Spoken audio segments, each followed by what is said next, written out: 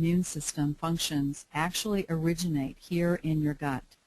And what most people don't know is that between 70 and 90% of all of your neurotransmitters, the hormones that make your brain and all of your nerves talk to each other, are actually manufactured in the gut. So this is where most of your serotonin is made. And again, serotonin has to do with mood, with your appetite, with all sorts of behavior, happy behavior, sad behavior. It has to do with how your heart is working, muscle contractions, depression, memory, learning. Serotonin is key to all of these functions. It's where most of your dopamine is made. And dopamine is heavily involved in how your brain works, in cognition, in memory, in motivation for getting things done and finishing projects and being inspired. And then what you think about yourself as you're either completing those things or not completing your projects.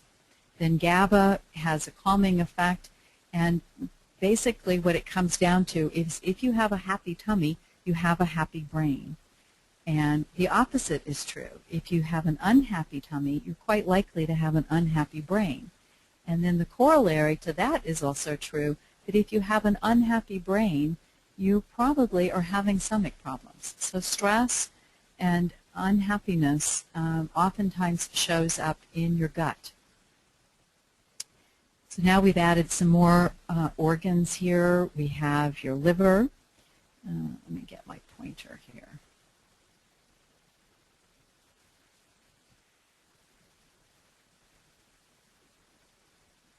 There we go. I'm looking for my pointer.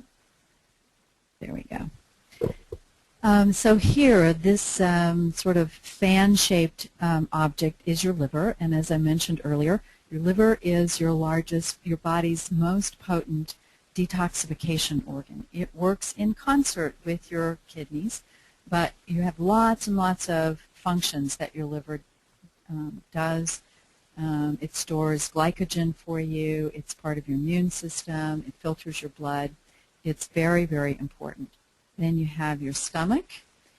Your pancreas, of course, is where insulin is created. Your thyroid. Thyroid is responsible for energy, mood. All of your metabolic processes rely upon your thyroid for making it work. Your brain, and in your brain you have a hypothalamus and a pituitary. And I call them the king and queen. The hypothalamus and pituitary tell all the other glands what to do based upon a communication system between them and the adrenals. That communication system is called the HPA, hypothalamus pituitary adrenal axis. And that communication system begins with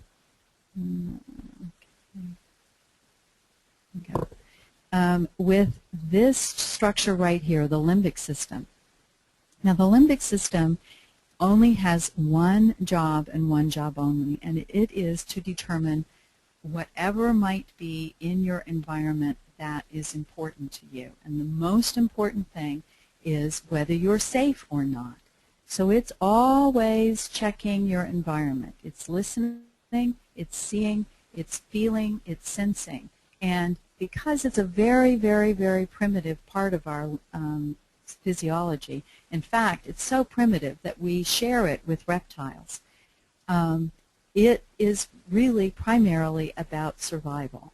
So many years ago, many years ago, it was all about, are we safe or not? Is there a saber-toothed tiger waiting to jump out from behind a bush? And so it's always checking around, and when it sees, saber-toothed tiger, hurry! And that causes us to go into fight or flight. So we go into a state of alarm, which is driven by a hormone called adrenaline, right? Now, most of us don't stay in a state that looks like this poor kitty cat, but when we do, it is fueled by this hormone called adrenaline, which causes this shot of electricity to go throughout our body, starts our heart beating faster, slows down some non-essential processes like digestion, and speeds up other processes because it's all about survival. It makes it possible for us to pick up a stick and beat that saber-toothed tiger off, or run like crazy in order to get up a tree, or in some cases to freeze. Lots of animals just simply freeze when there's a predator around, and they know that by being very, very still, they won't be detected. So we have that response, or sometimes we have chronic response. And we'll talk about that later. How would you like to be this little guy? Talk about worried. And of course, as most of us know, we don't have saber-toothed tigers waiting to jump out from behind the garbage bin in the alley anymore. But we do have banks collapsing and mortgages being foreclosed on and jobs being lost and economic downfall and planes flying into buildings and kids getting into drugs and all sorts of worries. And most of us are spending more of our adrenal strength worrying than we are physically protecting ourselves. So this talks about survival. Oops, sorry. I'll let that go in the background. Totally forgot. I had a little shot of adrenaline there. Okay, sorry about that, folks. That was my credit card machine clearing itself. So this starts to tell us how this whole metabolic process looks. So when our limbic system communicates with our adrenals that we are in jeopardy, the adrenals secrete adrenaline, and that's what causes us to be able to run long distances, to fight off a mugger, to be able to pick up a car and pull our kid out from under it. Adrenaline can turn us into the Incredible Hulk, depending on the circumstance and depending on whether your adrenals are healthy. Now, adrenaline is made from a hormone called cortisol. And cortisol is the worry hormone. When we're not using it to worry with, we might be using it to make cortisone.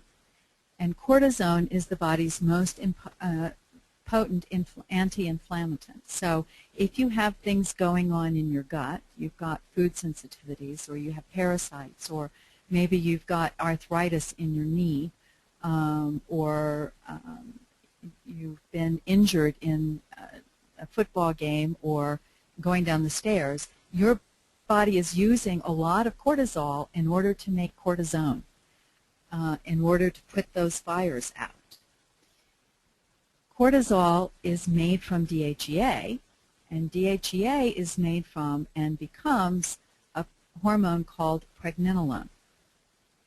And the DHEA is a steroid hormone that's androgenizing and is involved in muscle development and so forth. But its primary role in this metabolic pathway is to provide a foundation for cortisol and or to provide raw materials for pregnenolone. Now, pregnenolone is called the mother of all hormones.